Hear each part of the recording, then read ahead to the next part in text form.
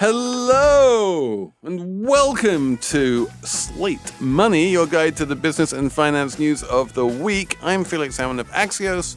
I'm here with Emily Peck of Axios. Hello. I'm here with Elizabeth Spiers of New York Times and elsewhere. Hello. We are going to talk about the Fitch ratings downgrade of the United States and what, if anything, it means. We are going to talk about the eventification of the Taylor Swift tour and the Beyonce tour and maybe some other tours as well, although that's a big question mark. We are going to talk about business lunches and is it remotely sensible to stress about what you eat in business lunch? I mean, seriously, what even, people? Can you guess what Felix thinks? We are going to dive deep into the question of Amex points. Thank you so much for answering my question, which I had last week about what should I do with my Amex points. You answered it. I will tell you what the answer is in Slate Plus. Do please subscribe to Slate Plus so that you get to listen to such insightful and brilliant segments as that. So that's all coming up on Slate Money. This episode is brought to you by Certified Piedmontese Beef. Listen up, foodies. Make your next meal even better with real Nebraska beef. They have healthy, tender, delicious Italian heritage beef, grass-fed and sustainably raised on lush pastures in the Midwest. You can even create your own personally curated meat box that's shipped right to your door. To get 2 free steaks with any purchase over $50, use the code FREEBEEF at checkout. Learn more and shop exclusively at cpbeef.com. You are someone who calls the shots, at least when it comes to your podcast queue. Thank you for listening to Slate Money and all of the other idiosyncratic podcasts that you love. It is all designed around your taste. And now you can do something very similar with auto insurance. You can call the shots on auto insurance with the Name Your Price tool from Progressive. It works just the way it sounds. You tell Progressive how much you want to pay for car insurance, and they'll show you coverage options that fit your budget. Get your quote today at Progressive.com to join the over 29 million drivers who trust Progressive. Progressive Casualty Insurance Company and affiliates. Price and coverage match limited by state law.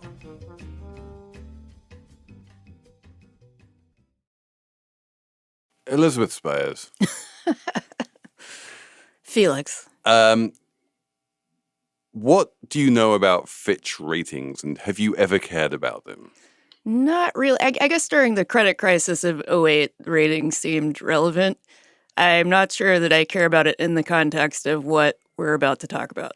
But let's before we talk about the US sovereign credit rating, which is a really weird and bizarre beast in and of itself, we should also first just talk about Fitch ratings, because it's always been like the Phillips to the Sotheby's and Christie's that are Standard & Poor and Moody's, right? Like there are 2 big credit rating agencies, and then there's a third. And then between the 3 of them, they're called the 3 major credit rating agencies, because there's no particular reason why Fitch shouldn't be considered as major as S&P and Moody's. But it really isn't. It's always been kind of an afterthought. It's like the RC Cola. There's Pepsi. Exactly. But in any case, the RC Cola of the ratings world, and I apologize to anyone who works for Fitch, came out this week and declared that they were not changing the country rating for the United States. The country rating for the United States is still AAA. They were changing the rating on bonds issued by the US government, which would include treasury bonds and various bonds that are guaranteed by the treasury, like the agency bonds from Fannie Mae and Freddie Mac. So a huge amount of US debt was downgraded from AAA to AA plus. And this is just a really kind of conceptually weird thing to do. But when Standard & Poor's did it in 2011, because Fitch is 12 years behind the curve here, it caused quite a lot of chaos and conniption. Do you remember that, Emily? Yeah, I remember that. It was like a really big and significant feeling deal at the time. People got very upset about it. It was a big political issue. Obama was in office. It was seen as like a black mark, I think, on his administration. Both sides tried to spin it. We have some of that now also, but it doesn't seem like It's just It's hard much to quieter the second time out because it's already happened. Well, and also there's bigger political news to contend with right now, too. That's a really good point, right? Is that this is political news. It's not really economic or financial news. All of the people making hay about this were politicians on one side or the other. The Democrats blamed the Republicans blamed the Democrats. The Democrats all came out and said, no, like everything that Fitch is complaining about is getting better under Biden. And the Republicans are like, this is clearly all Biden's fault because it happened under Biden.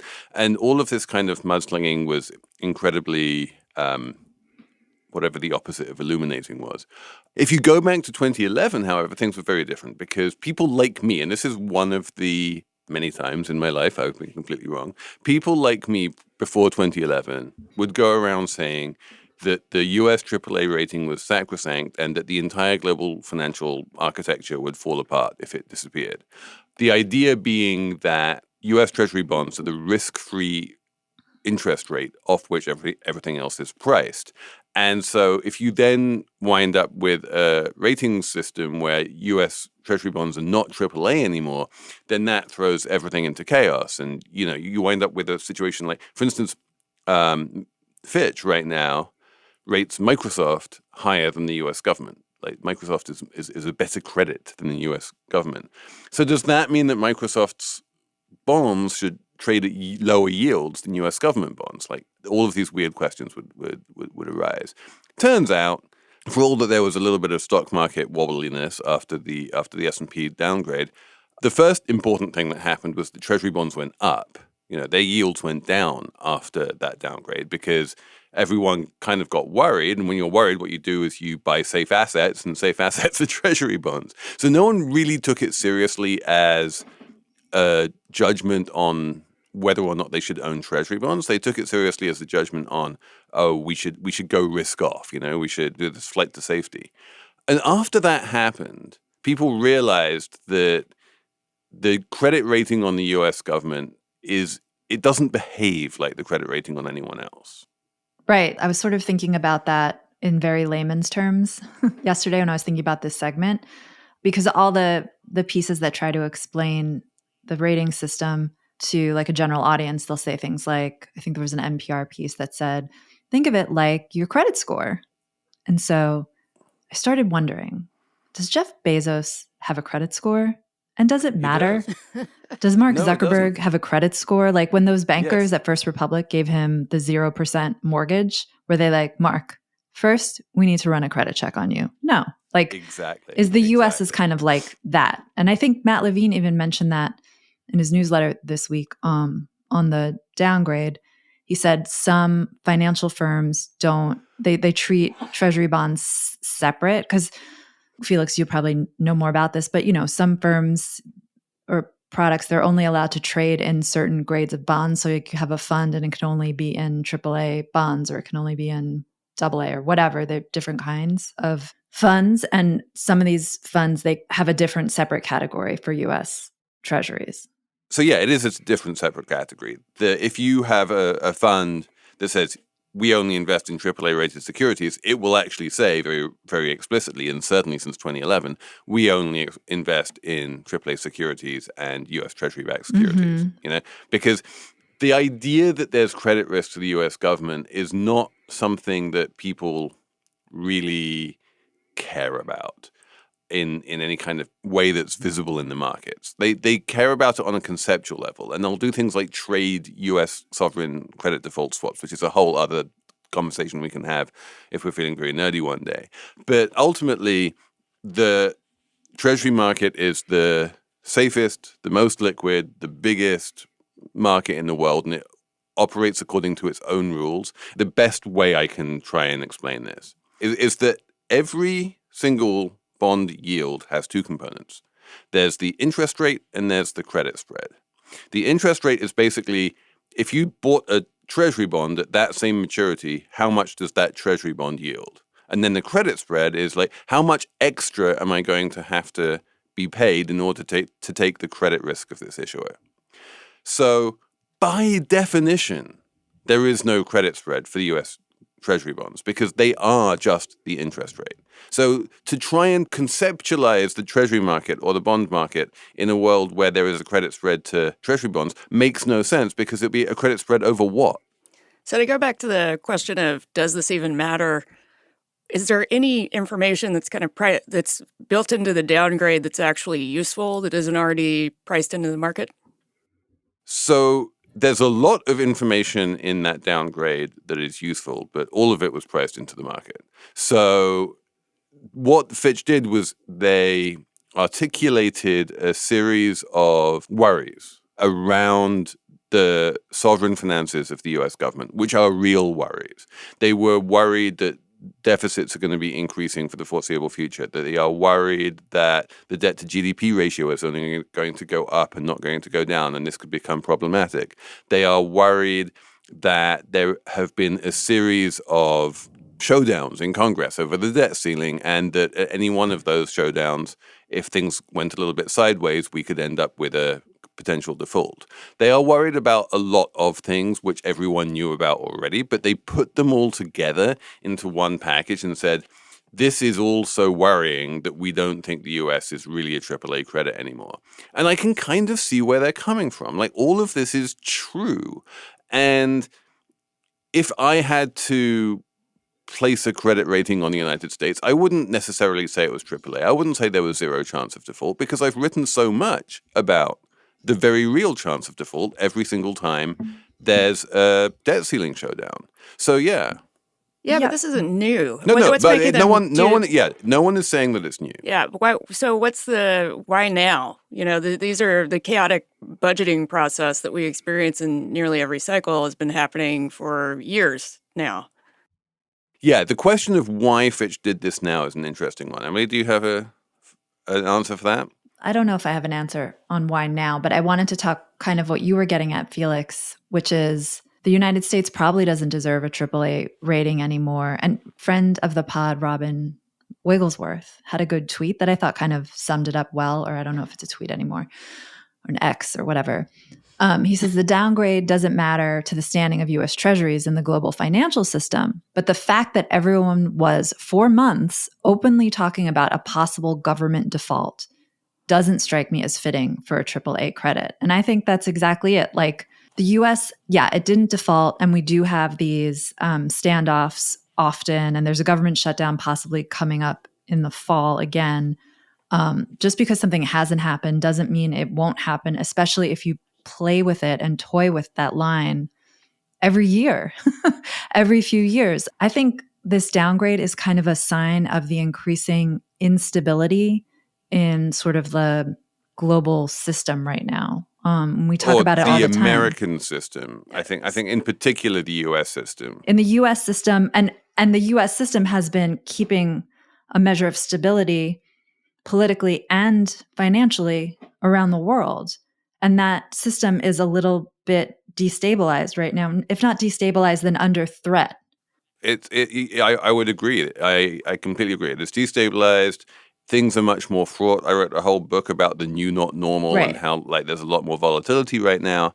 And this is part and parcel of that. And so if you ask me to answer Elizabeth's question about why now, I think that's the answer, is that just everything has become more volatile and nothing is mean reverting anymore. Mm-hmm. It used to be that, if we had a, weird, crazy debt ceiling standoff situation like we had in 2011, people would go, well, that was weird and crazy and worrying, and we're all going to have to make sure we don't go through that again. And we would sort of course correct and mean revert and then go back to where we were before.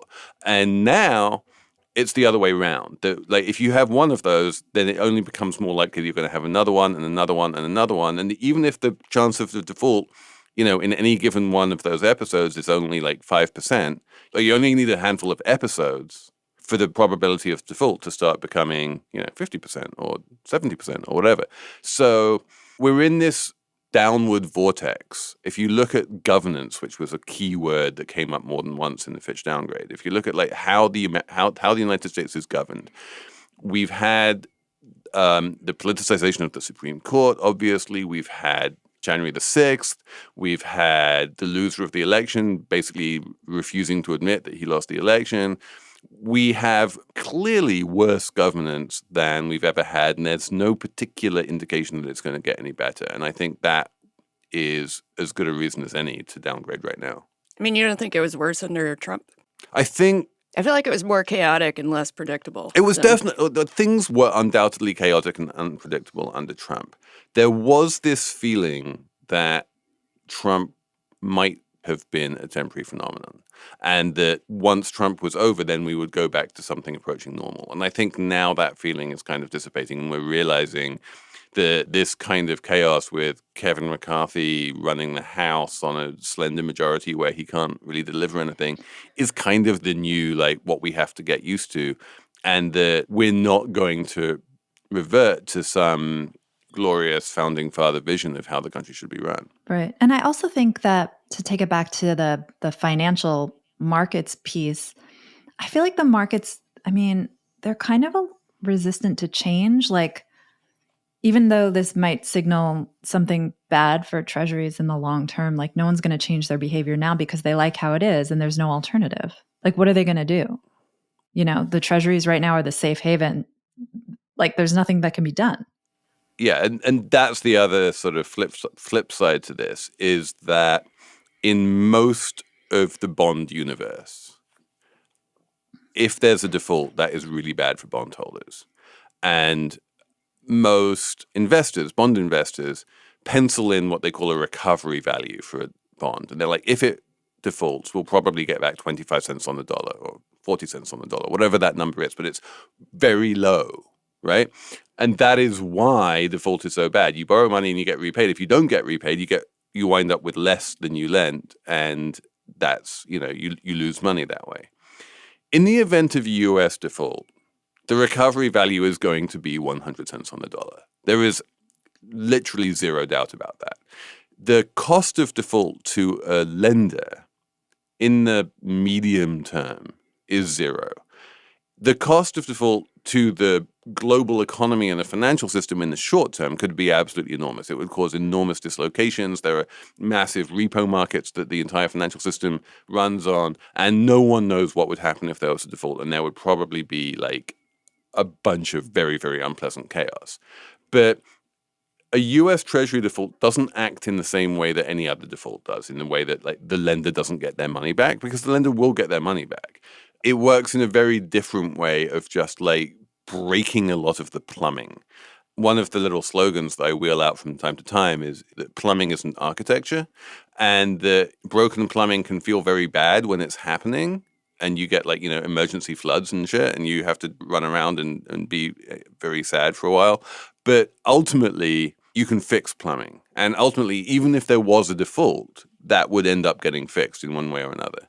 So that's another reason why people maybe care less about the US sovereign credit rating than they do about other credit ratings, because it doesn't really ultimately determine whether they get paid back on their treasury bonds. And that also maybe explains why, like, the stock market would fall even when the bond market rose in 2011, and even to a certain extent in 2023 this time around, because the people who get hurt from a US Treasury default are not actually US Treasury bondholders so much as they're everyone else who interacts with the financial system. But yeah, I think that's enough of that. We should have another segment on Taylor Swift. Eventification is what our producer has called this segment. Or the economics of touring for musicians. This episode is brought to you by Bank of America. If you own or operate a business, whether it's a local operation or a global corporation, partnering with Bank of America could be your smartest move. By teaming with Bank of America, you'll enjoy exclusive digital tools, award-winning insights, and business solutions so powerful you'll make every move matter. Position your business to capitalize on opportunity in a moment's notice. Visit bankofamerica.com/banking for business to learn more. What would you like the power to do? Bank of America N.A. Copyright 2023. Slate Money is sponsored this week by GiveWell, which is the place that you can go if what you want to do is make sure that your donations really help the neediest and poorest people in the world. A lot of charitable donors worry and wonder how much of an impact their donation really makes, and it's hard for them to find solid information about that. GiveWell does enormous amounts of work, really going deep into a huge number of charities around the world to work out which ones have the greatest impact. They research evidence-based, high-impact giving opportunities, and they share their work with everyone for free. So you can just go onto their website, read up on any one of many, many charities and see for yourself just how effective they are. You can make tax-deductible donations to their recommended funds or organizations, and GiveWell does not take a cut. 100% of your donation goes straight to these charities. So go to givewell.org to find out more or make a donation. If you make a donation, let them know you heard about us by choosing podcast and enter Slate Money at checkout. Again, that's givewell.org.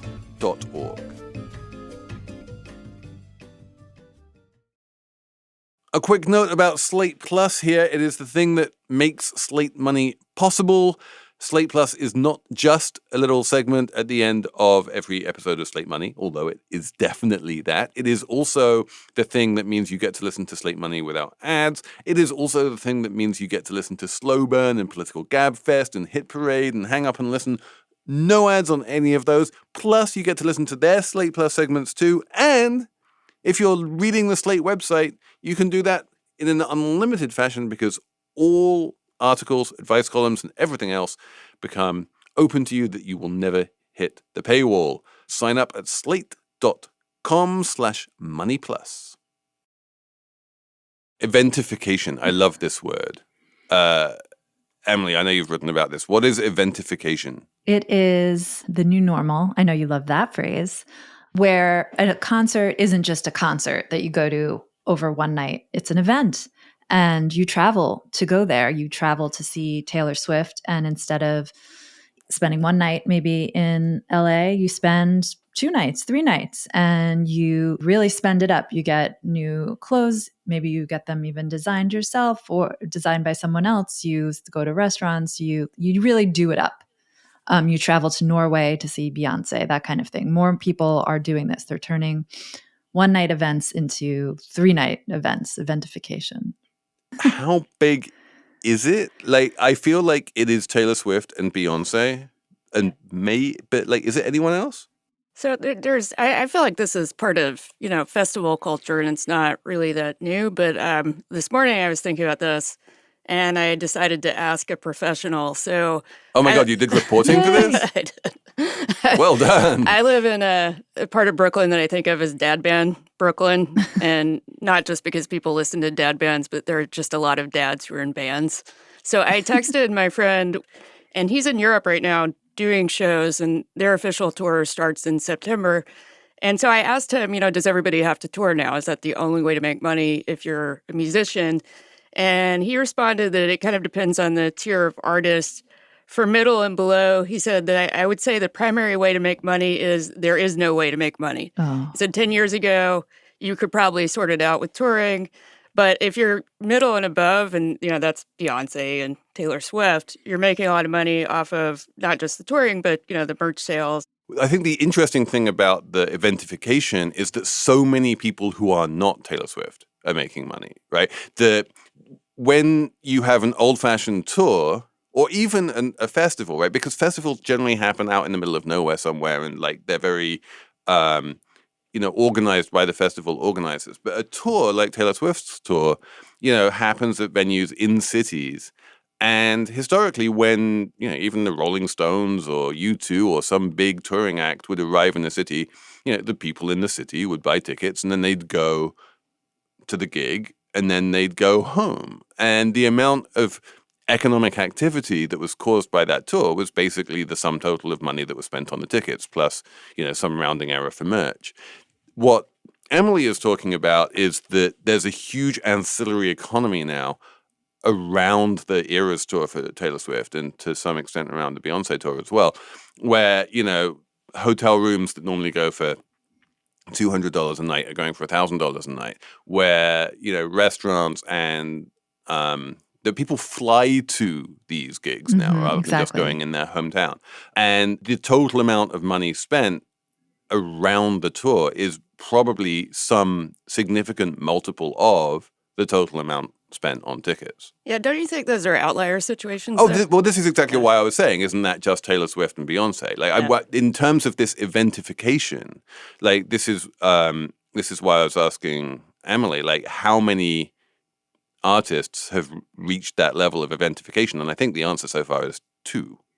Yeah, I mean, there's very few artists that have reached that level of eventification, but it is a new thing where, you know, people are traveling to different cities, flying to see these artists.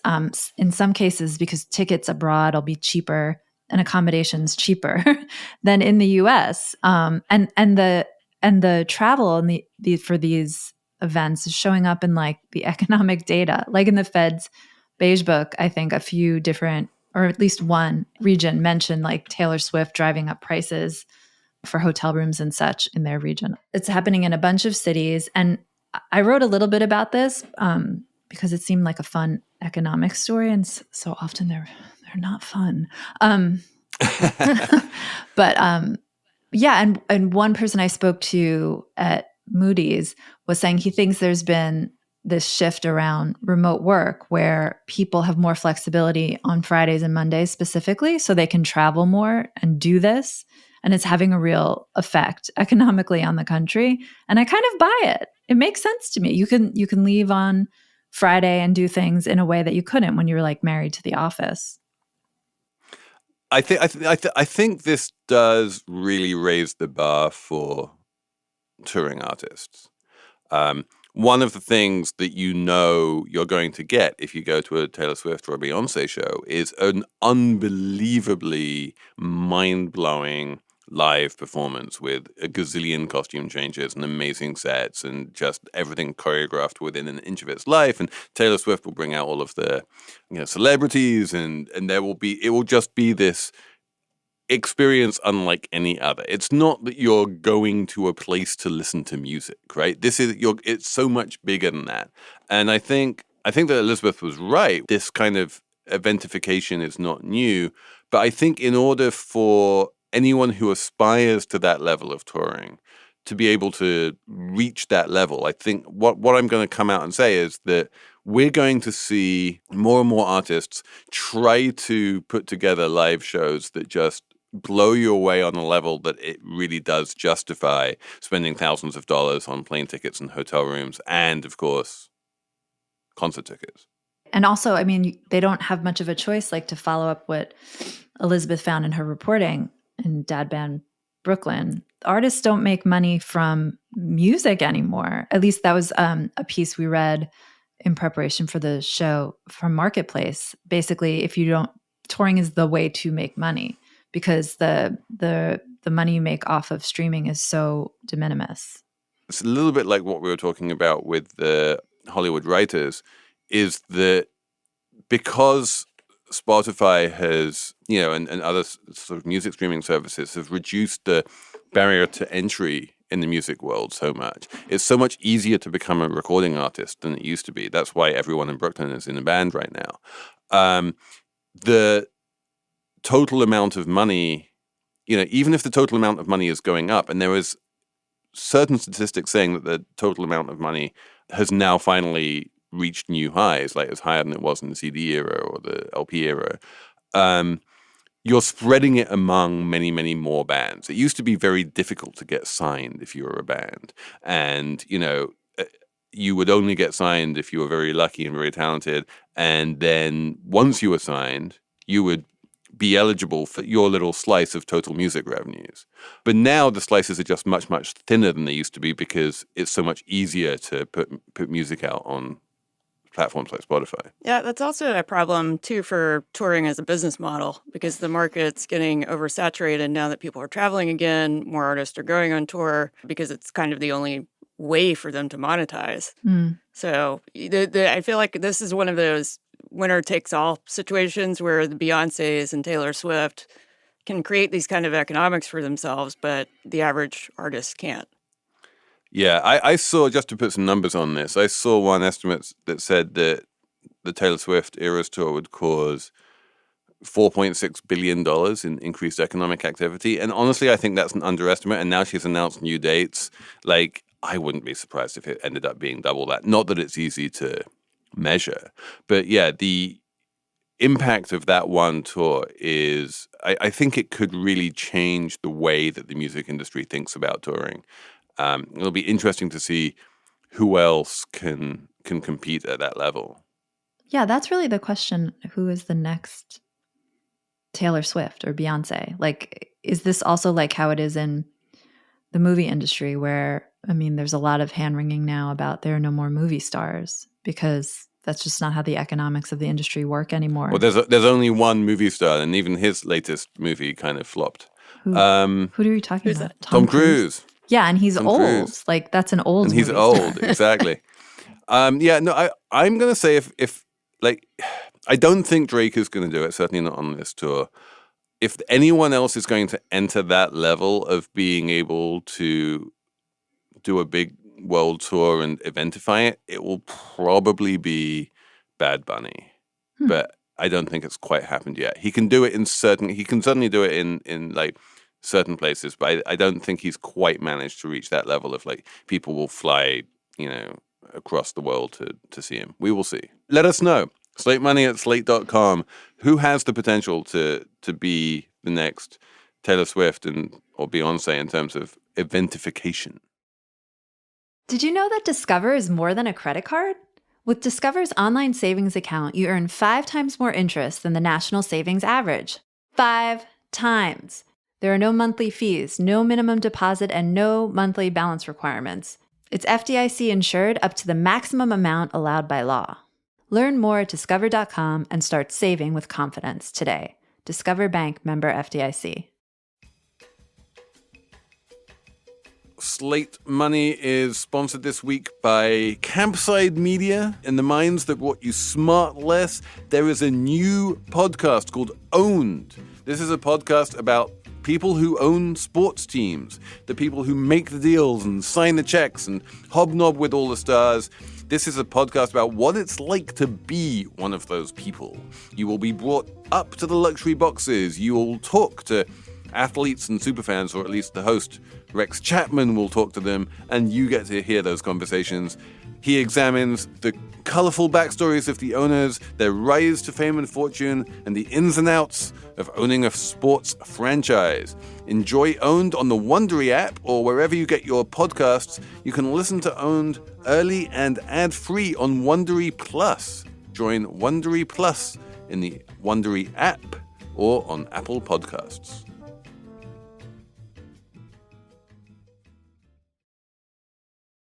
Now we're going to talk about something really important, and that's lunch. Oh my God. Okay, can we talk about business? Because this is, oh my God. Yes, we need to talk about business lunches because what? Okay, this is like, who was it? It was Elizabeth, right? You found this dumbass article in the Wall Street Journal. It's not hey. Felix did not even want to do this segment because the piece was about people having anxiety about going back to business lunches. And Felix's take is, who doesn't know how to do a business lunch? My take is like, come on, people. We all know how to eat a fucking restaurant lunch. Like, this is not rocket science.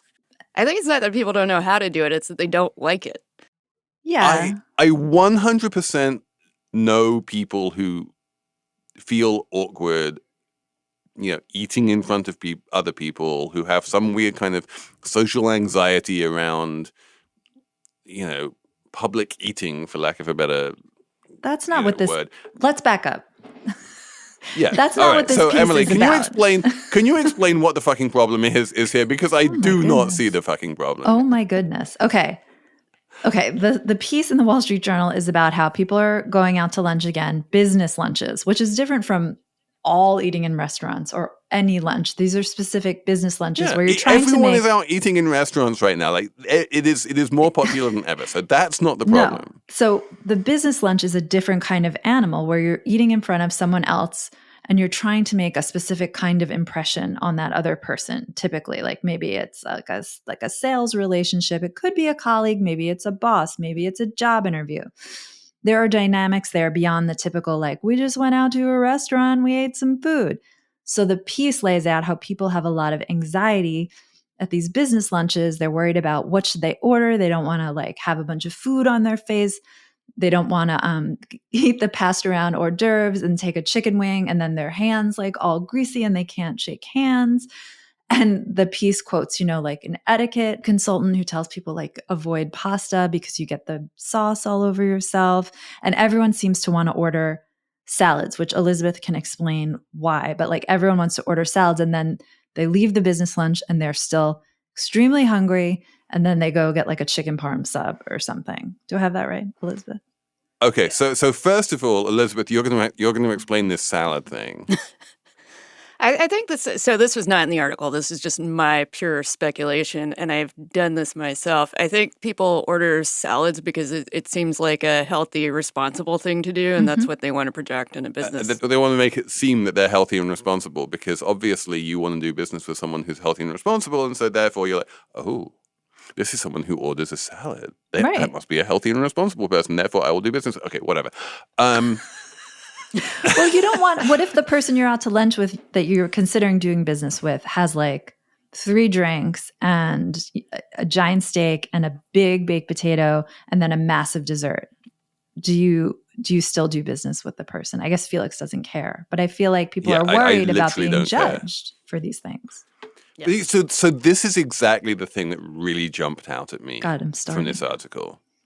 Was that literally every single person quoted in the article was coming at it at an angle of, I'm worried that I might get judged.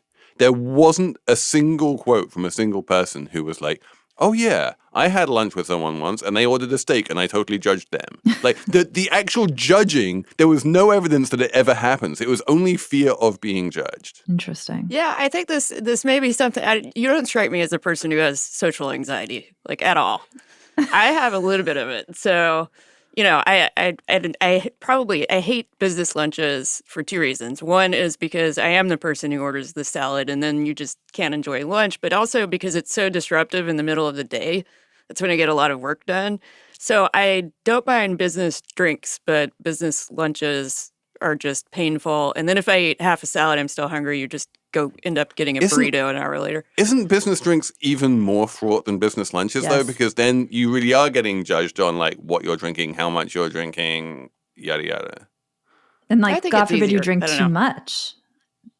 I mean, I never understand that part. Do you get a second drink?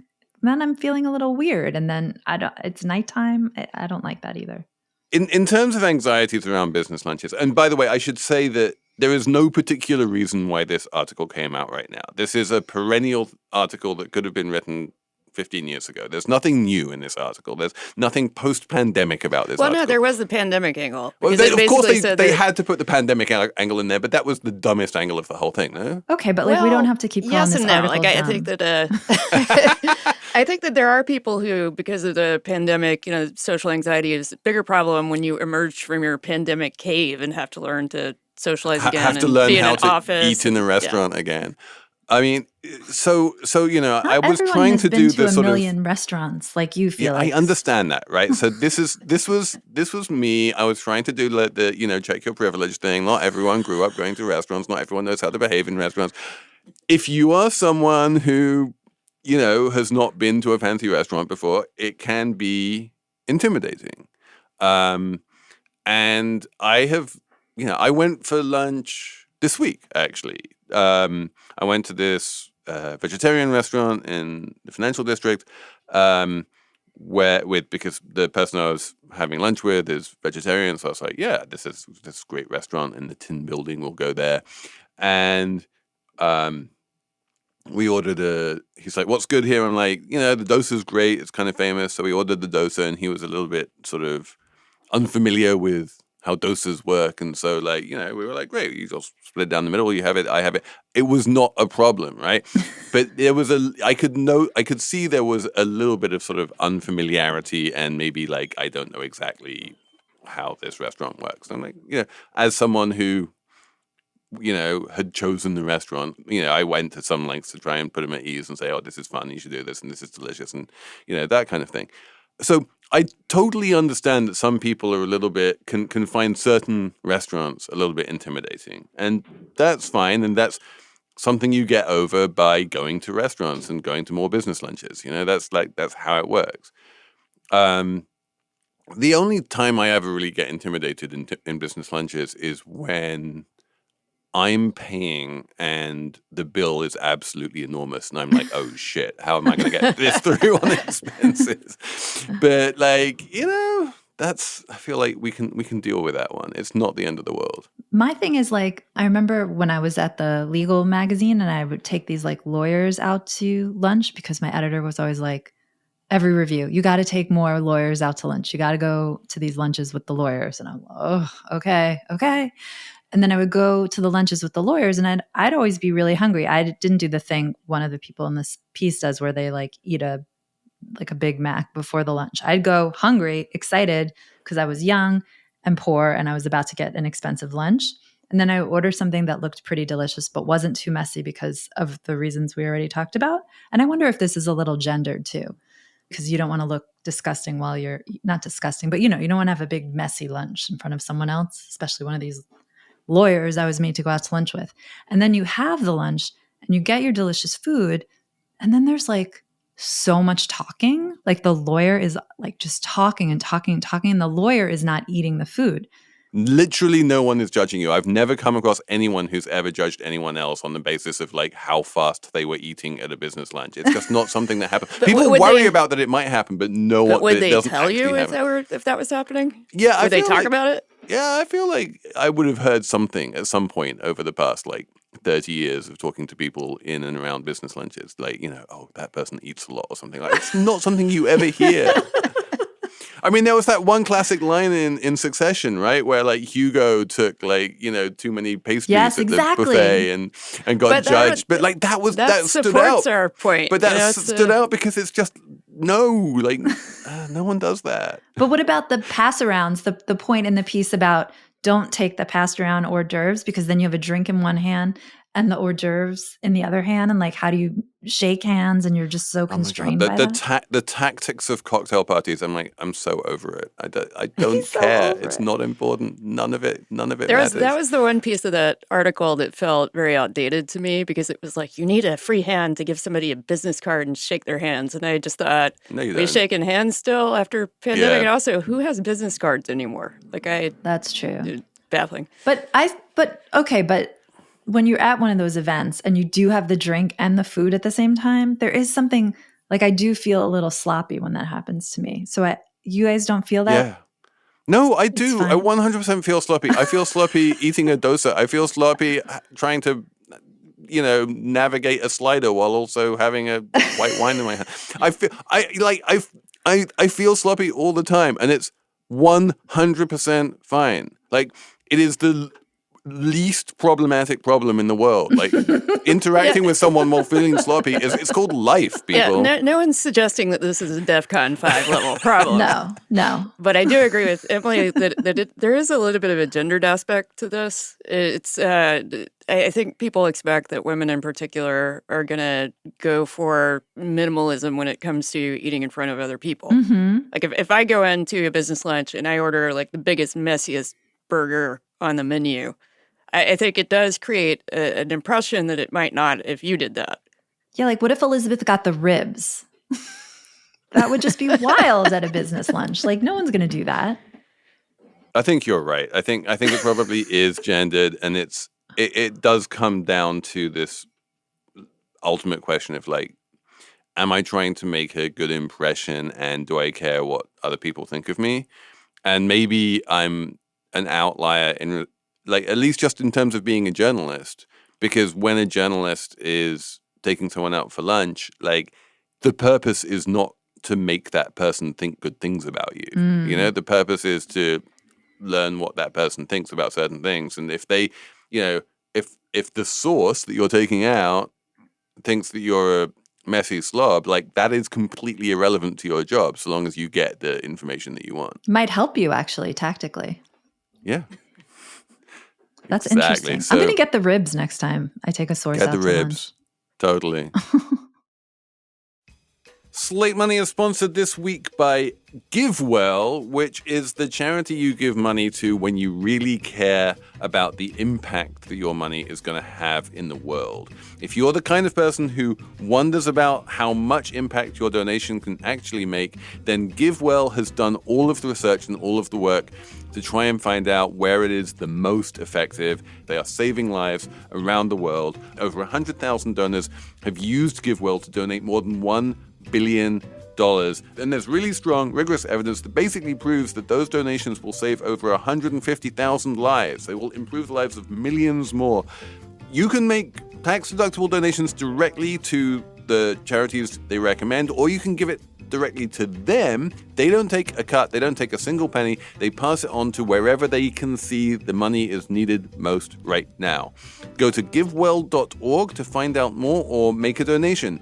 If you make a donation, let them know you heard about us by choosing podcast and enter Slate Money at checkout. Again, that's givewell.org.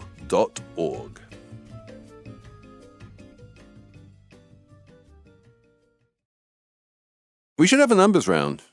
Elizabeth, do you have a number? Yes. So my number is 10, and that's percent. And this is from a Bloomberg story about a group of hackers in their 20s and teens who stole around $22 million worth of crypto from a crypto investor named Michael Turpin. And one of the teens in the story, who's a hacker, but mostly was doing this via SIM swapping. It's a kind of technique where basically you convince the service provider to swap the phone number by impersonating whoever has the account. And this kid did this, he was 15 at the time, did this primarily by calling AT&T or Verizon or whoever the service provider is, and when they call customer service, asking people if they were willing to be bribed. And he said that 10% of them said yes, like, all providers, which this is a little disturbing. So, but I kind of like this, right? But you know, my newsletter this week is about how anti-capitalism in the workforce has become normalized, and I really love the idea of you're some like phone support drudge way down in the org chart of Verizon or AT&T and probably not even working for that company. You're probably in some like outsourced phone support company in Argentina or something, right? Oh, yeah. One of the guys said he had a specific guy in India who would do this for him. And at that point, you're like, you know, I'm being treated like shit. I'm being paid like shit. There's this person who's on the phone offering me a bribe, which is probably like more than my weekly salary. It's like, fuck, yeah, why not? I 10% does not shock me. Seems at low. all. Also, I just want to mention that the $22 million that the hacker stole was primarily a niche coin that I've never heard of called Triggers. Do either of you know what this is? Oh, I mean, there are so many shit coins worth I know, but 22 million. this one's amazing. It was based on controlling internet connected smart firearms through the blockchain. Oh my gosh. Brilliant. Brilliant.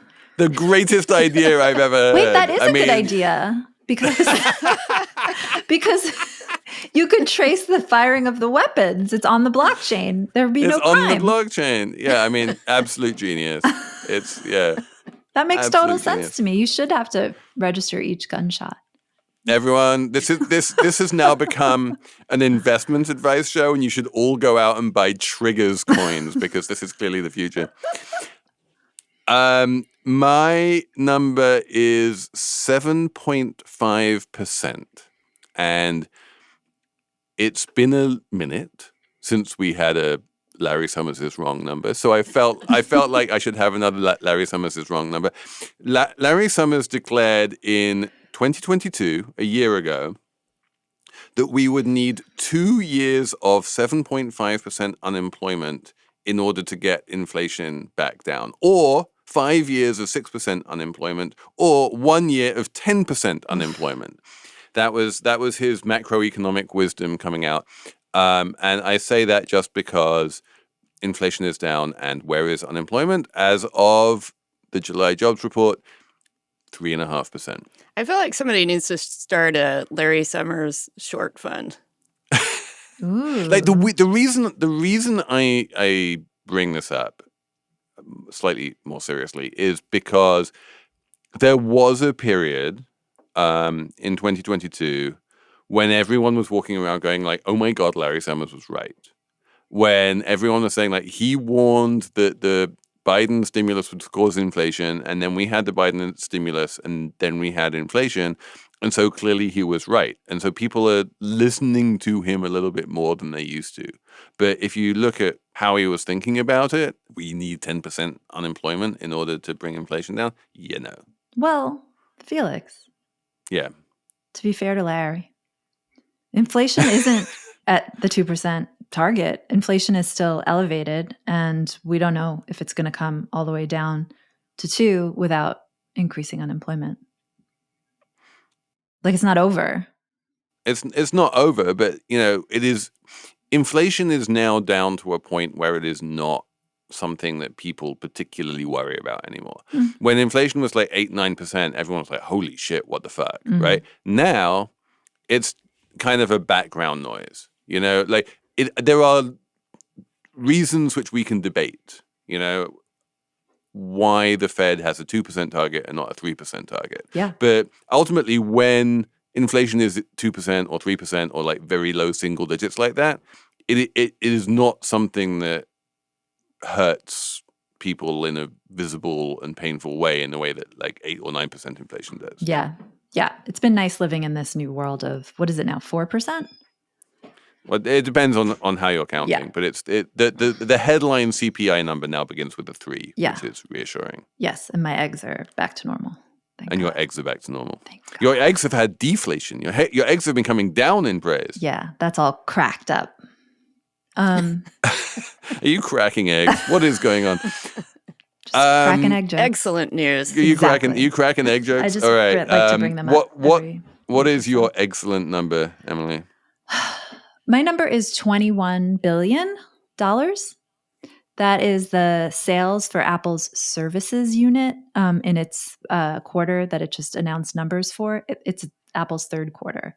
I don't know how they do that. But this was a record number. Even as like iPhone sales are down, they're making money from these like the services unit, which seems like a lot. I think it made $80 billion overall for the quarter.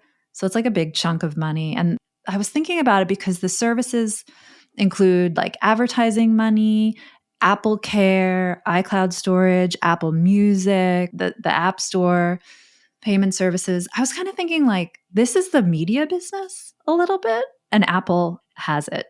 Do you know what I mean? Like it's not media. A little bit. It is. Very, very little of it is media. Yeah, and Apple has it. Like they're doing great. It's like a little extra cash for them. But yeah, Apple is not really a media company. It's not even close. Like other tech companies like Amazon are, and certainly Google is a media company, right? But Amazon is not. Well, Apple is not. I mean, it's not. Most of the it's services not. It sells like if I buy hardware. If I buy an app for $10 because it's a useful app for me, and Apple takes 30% of it, then that is $3 of revenue for Apple. But that's not media. That's just them taking their cut of me buying stuff on the internet. So there's Apple News, but I feel like that's a very small. Yeah, that's minuscule, and like the Apple ad sales are tiny. Apple, it's also Apple Music, Apple TV Plus. I feel like no, Apple's not a media company, but like this is where media business is now. It's with the tech companies, a little bit. Just a little bit. I will say that the little bit of Apple as media company that I have interacted with in the past couple of weeks is a TV show called Drops of God, which is fantastic, and I can recommend it. So if you have Apple TV Plus, or if you want to have it for a month or two, however long it takes you to watch a TV show, I can recommend Drops of God. That's it. That's the show, right? That's the show. We are going to have a Slate Plus segment where we talk about Amex points, because that is a subject that you guys were amazing at sending us emails. So we're going to talk about your emails and Amex points in Slate Plus. Thanks to Patrick Fort for producing. Thanks for Ben Richmond for being amazing in the Brooklyn studio. And we will be back on Monday with the first episode of Slate Money Criminals. We have a little mini-series going on about great criminals in business history. And top of the list is Mr. Bernie Madoff. That's coming on Monday.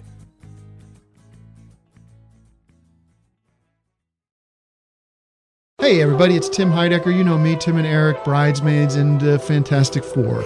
I'd like to personally invite you to listen to Office Hours Live with me and my co-hosts, DJ Doug Pound. Hello. And Vic Berger. Howdy. Every week we bring you laughs, fun, games, and lots of other surprises. It's live. We take your Zoom calls. Music. We love having fun. Excuse me?